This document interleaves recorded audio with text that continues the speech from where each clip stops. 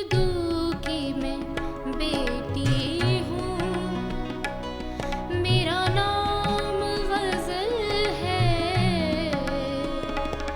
اردو کی میں بیٹی ہوں، میرا نام غزل ہے، لب پھول کے جیسے ہے، میری آنکھ کبل ہے۔ ناظرین کی خدمت میں آصف خان کا آداب۔ ناظرین، دوردرشن کے اردو چینل یعنی ڈی ڈی اردو پر آج سے ہم شروع کر رہے ہیں ارتقاء غزل پر ایک خصوصی سیریز سفر غزل کا۔ ہر ہفتے ہم آپ سے روبرو ہوں گے غزل سے متعلق بہت سی معلومات لے کر، اور آپ کو شعر و شاعری کے ایک ایسے سفر پر لے کر چلیں گے جہاں آپ کو ایک پل بھی اکتاہٹ نہیں ہوگی۔ ہر قسط کے پہلے حصے میں ہم پیش کریں گے غزل کے ارتقاء، تاریخ اور اس کے روز بروز مقبول ہونے سے وابستہ حقائق، اور دوسرا حصہ شعر و موسیقی کے لیے مخصوص رہے گا۔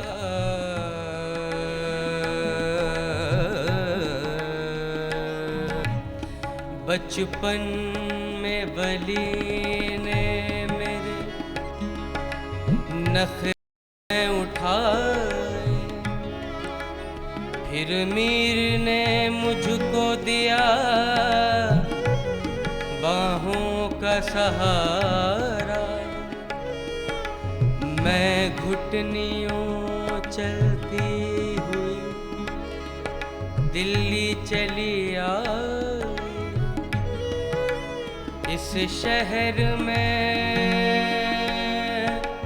غالب نے میرا حسن نکھارا،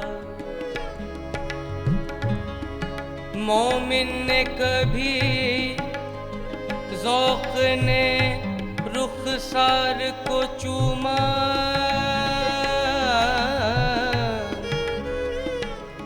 پھر ناصف و آتش نے ہے زلفوں کو سنوارا،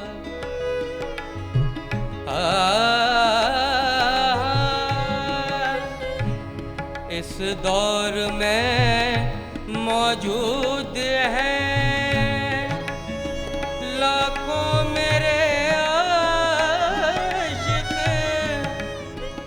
ہر دل کی میں دھڑکن ہوں، ہر آنکھ کا تارا، ہر آنکھ کا تارا، ہر آنکھ کا تارا۔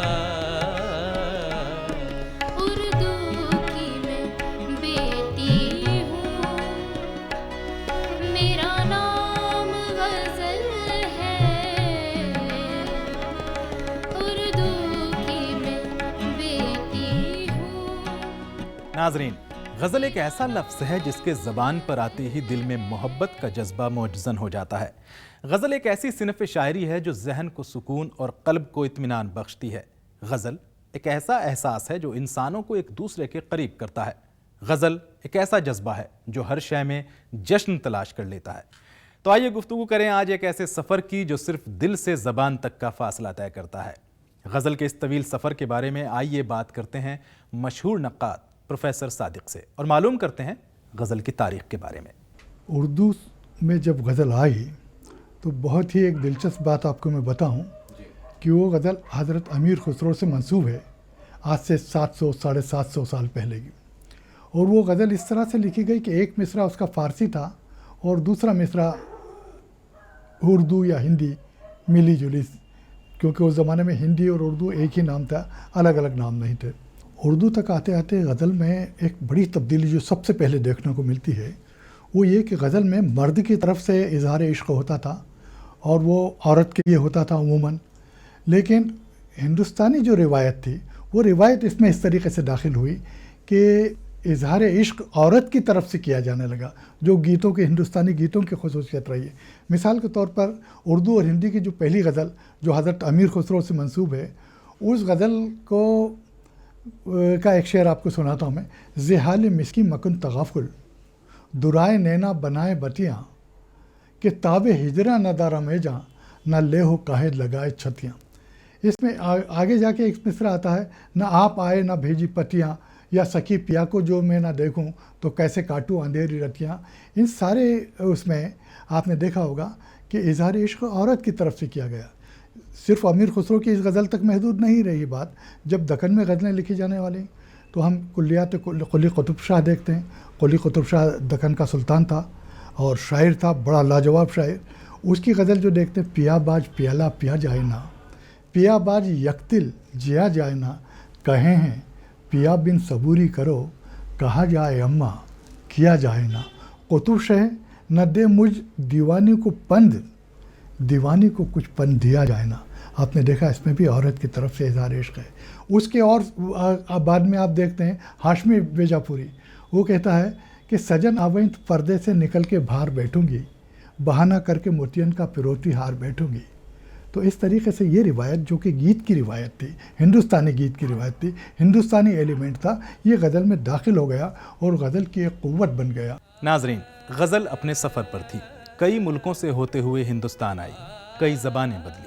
پروفیسر صادق کا کیا کہنا ہے، غزل کی مقبولیت کی وجوہات کیا رہیں؟ دراصل غزل ایک ایسی صنف ہے کہ اس میں 2 مصروں میں ساری کی ساری بات ہو جاتی ہے، اور اس میں واردات قلبی، دل پہ جو کچھ گزرتی ہے، باہر جو کچھ منظر نظر آ رہا ہے اس سے جو دل پہ اثر ہوتا ہے، اور وہ ساری چیزیں جو ہیں اس میں رقم کر دی جاتی ہیں. تو جذبات کے اظہار کے لیے بہت ہی مناسب ترین چیز ہوئی ہے. جب کوئی شخص اپنا مقام بدلتا ہے تو اس کے رہن سہن میں یقیناً بدلاؤ آتا ہے. اسی طرح جب غزل نے زبان بدلی تو اس میں کیا تبدیلیاں آئیں؟ پروفیسر صادق کا کیا کہنا ہے اس بارے میں، آئیے انہی سے معلوم کرتے ہیں. کہ زندگی رواں دواں ہے، اور غزل کا دائرہ فکر جو ہے اور دائرہ اظہار وہ بڑھتا چلا جا رہا ہے. زندگی میں پیچیدگیاں یہاں بھی بڑھتی چلی جا رہی ہیں، زندگی میں کشاکش بھی بڑھتی چل جا رہی ہے. تو ہماری غزل جو ہے وہ آج کی زندگی کے ساتھ اس طریقے سے پیوست ہے کہ اس کے ساتھ قدم سے قدم ملا کر چل رہی ہے، اور اسی سے ہم اس بات کا اندازہ کر سکتے ہیں کہ یہ ایک زندہ رہنے والی چیز ہے، زندہ رہے گی، نرنتر آگے بڑھتی رہے گی، اور اسی طریقے سے یہ غزل کا کارواں آگے بڑھتا چلا جائے گا. غزل ہی نہیں، اردو میں اور بھی اصناف سخن ہیں جیسے نظم یا ربائی، لیکن غزل میں ایسا کیا جادو ہے جو سر چڑھ کر بولتا ہے؟ اور پروفیسر صادق سے یہ بھی جانتے ہیں کہ غزل کا مستقبل کیا ہے. سب سے بڑی چیز یہ ہے کہ یہ ایک بہت مختصر ترین فارم ہے. 2 مصروں میں پوری کی پوری بات کرنا ہوتی ہے، اور وہ بات جو ہے جتنی زیادہ گہری ہوتی ہے اتنا ہی اچھا شعر ہوتا ہے. اب مثال کے طور پر میں نے ایک بار کسی ایک ہوٹل میں بچپن میں کسی جگہ ایک شعر لکھا پڑا تھا. وہ لکھا ہوا تھا کہ خدا جب مجھ سے پوچھے گا کہ یہ تقصیر کس کی ہے تو کہہ دوں گا کہ قسمت میں لکھی تحریر کس کی ہے. تو ناظرین، جیسا کہ ہم آپ کو بتا چکے ہیں کہ پروگرام کا یہ حصہ مخصوص ہے غزل خوانی اور غزل سرائی کے لیے، تو اب آپ کو لے چلتے ہیں ایک نئے سنگ میل کی طرف. اس حصے میں ہر ہفتے آپ کو ملوائیں گے ایک معروف شاعر سے اور ان کی ایک غزل سنوائیں گے کسی مترنم آواز میں.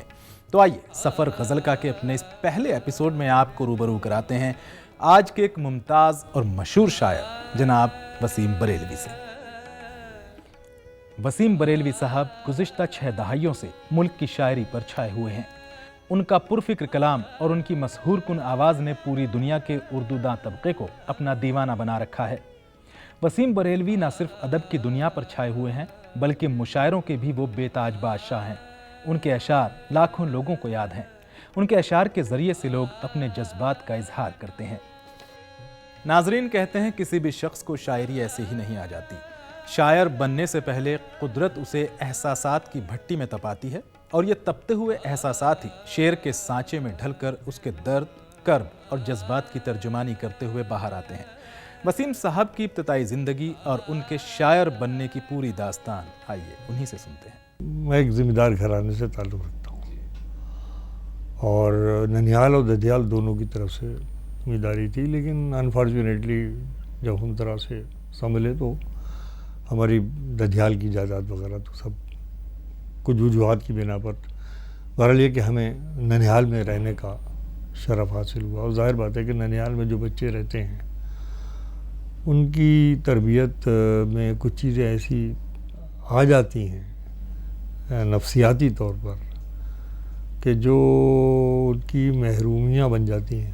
میرے گھر میں شاعری کا ماحول تھا، میرے والد صاحب خود شاعر تھے، اور میرا علمی گھرانہ تھا، مطلب فقیر حضرت شیخ سماؤ الدین صاحب کی اولاد میں ہم ہیں، تو ہمارے یہاں تو یہ طے ہے کہ ہمارے یہاں رزق جو ہے وہ بھی علم سے آگا یا قصاص سے آگا.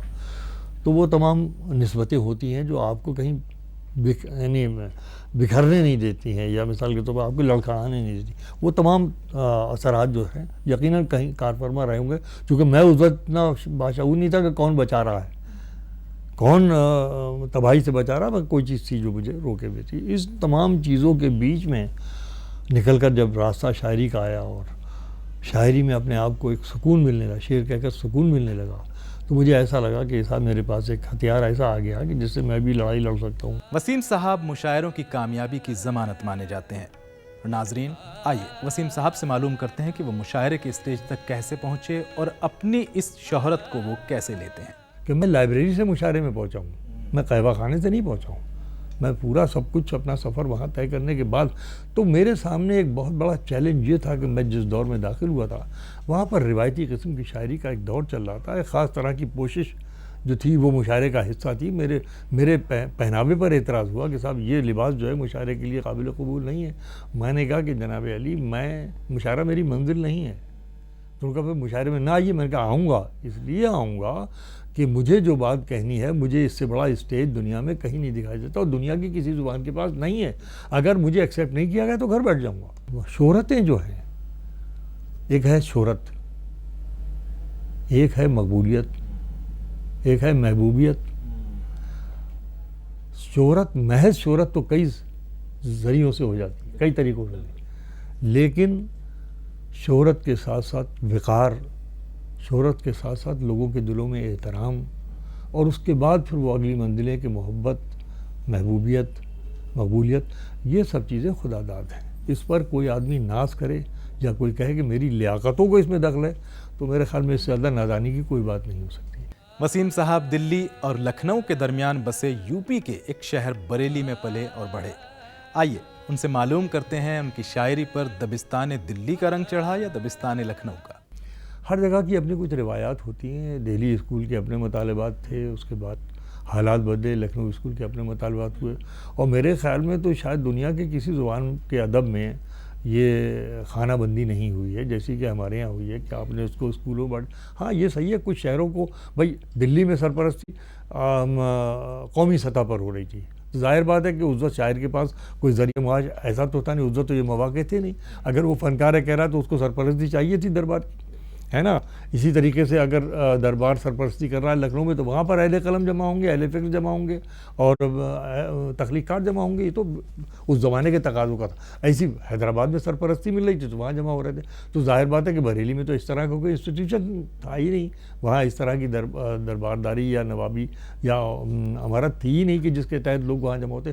وہیں جاتے کیوں صاحب دلی چھوڑ کر گئے میر لکھنؤ تک. اگر کوئی مرکز بریلی ہوتا ایسا کہ وہاں پر وہ سرپرستی مل سکتی ہوتی، شاید کم فاصلہ طے کرتے، لکھنؤ تک کیوں جاتے. اسی طریقے سے رامپور تھا، رامپور کے اندر بھی اسٹیٹ تھی، وہاں پر بھی. تو اس زمانے کے تقاضے مختلف. میں تو اس زمانے میں اس معاملے میں جگر صاحب کو بہت دعا نکلتی ہے کہ انہوں نے اس مخصوص معاشرے سے، اس منتخب معاشرے سے نکال کر شاعری کو بازار میں لائے، اور بازار میں لا کر یعنی انہوں نے ان محفلوں کو آ رہا تھا کہ جس کے اندر تمام لوگ شرکت کر سکیں. چنانچہ وہ ایک درباروں کی محفل، عمرہ کی محفلوں سے نکل کر عوام کے بیچ میں آئی. ناظرین، موسیقی اور غزل کا آپس میں ایسا رشتہ ہے جیسا دھوپ اور چھاؤں کا. آئیے وسیم صاحب سے ہی جان لیتے ہیں کہ موسیقی اور غزل کا رشتہ ان کی نظر میں کیسا ہے اور ایک اچھے شعر کی تعریف کیا ہے.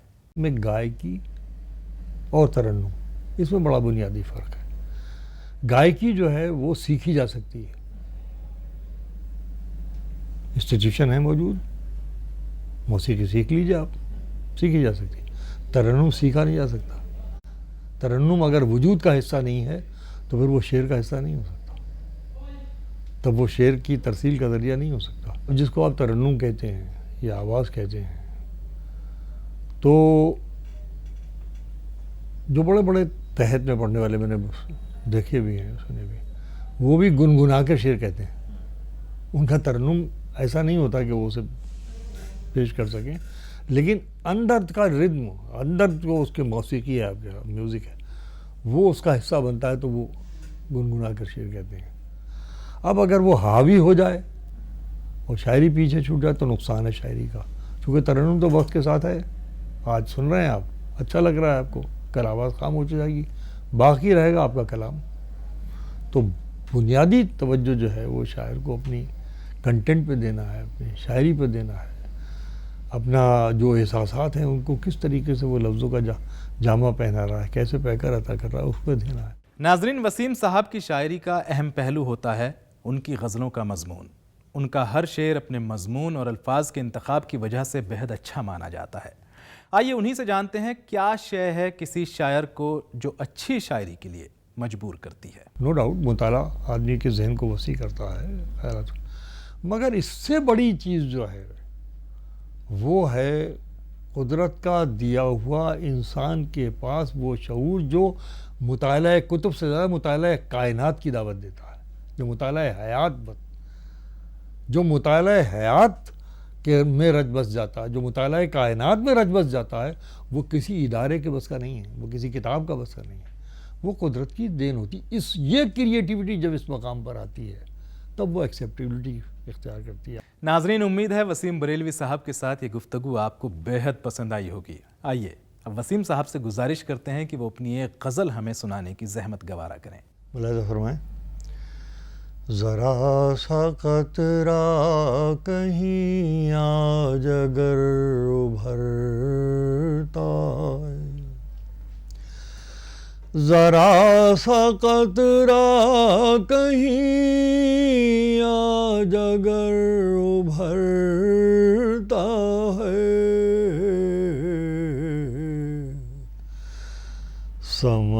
سمندروں ہی کے لہجے میں بات کرتا ہے، سمندروں ہی کے لہجے میں بات کرتا ہے،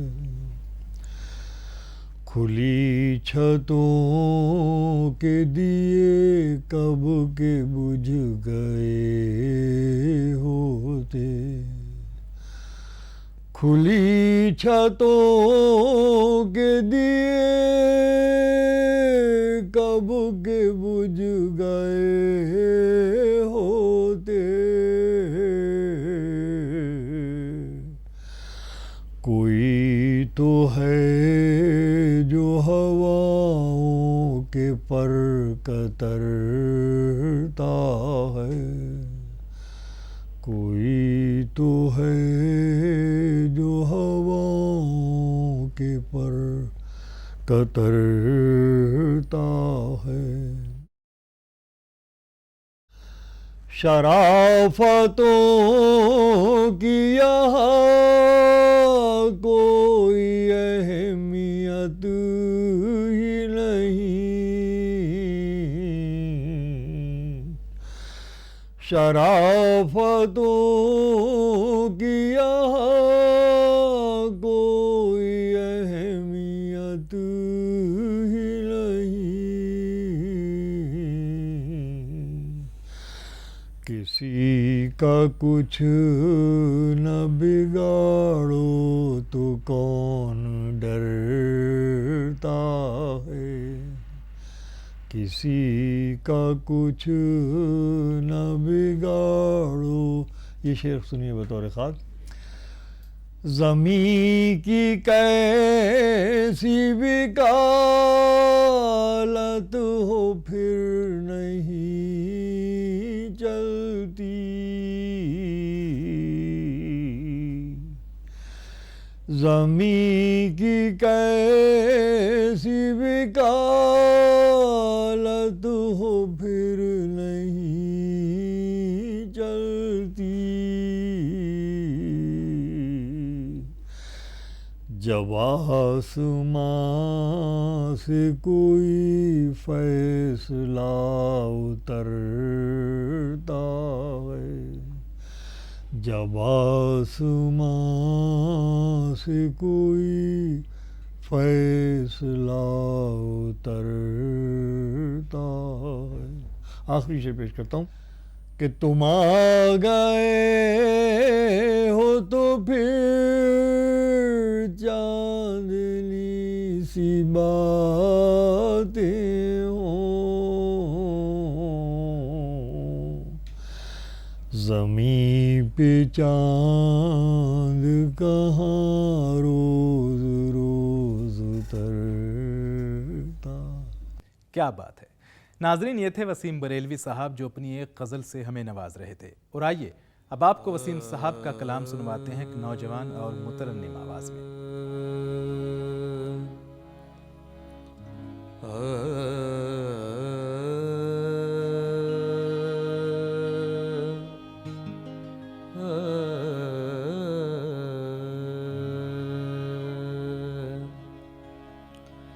چلا ہے سلسلہ کیسا یہ راتوں کو منانے کا، چلا ہے سلسلہ کیسا یہ راتوں کو منانے کا، تمہیں حق دے دیا کس نے دیوں کے دل دکھانے کا، تمہیں حق دے دیا کس نے دیوں کے دل دکھانے کا، چلا ہے سلسلہ کیسا یہ راتوں کو منانے کا۔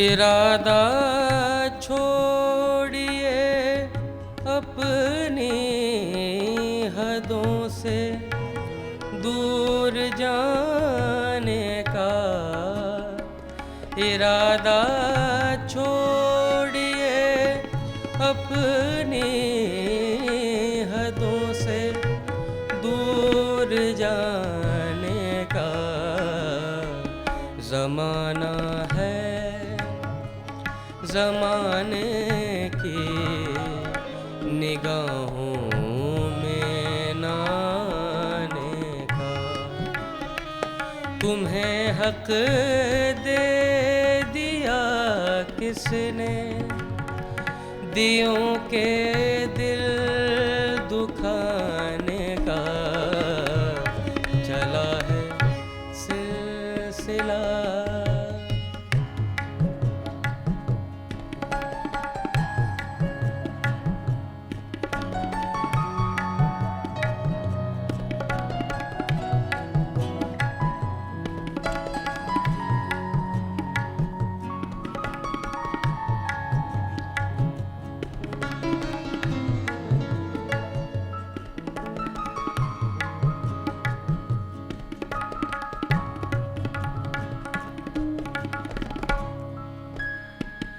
نگاہوں میں کوئی بھی دوسرا چہرہ نہیں آیا، نگاہوں میں کوئی بھی دوسرا چہرہ نہیں آیا، بھروسہ ہی کچھ ایسا تھا تمہارے لوٹ آنے کا، تمہیں حق دے دیا کس نے دیوں کے دل دکھانے کا، چلا ہے سلسلہ۔ ناظرین، اس پروگرام میں ہم نکلے ہیں ایک ایسے سفر پر جہاں غزل کی خوبصورت دنیا ہمارے چاروں طرف اپنی وسیع باہیں پھیلائے کھڑی ہے، لیکن گھڑی کی سوئی کا مطالبہ کچھ اور ہی ہے۔ اس لیے فی الحال آصف خان کو دیجیے اجازت. اگلے ہفتے آپ سے پھر ملاقات ہوگی اسی سفر کے دوران، اور ہم بات کریں گے غزل کے ارتقاء کے بارے میں اور آپ کو ملوائیں گے ایک اور مشہور شاعر سے. تو دیکھتے رہیے اپنا پسندیدہ channel D D Urdu. Urdu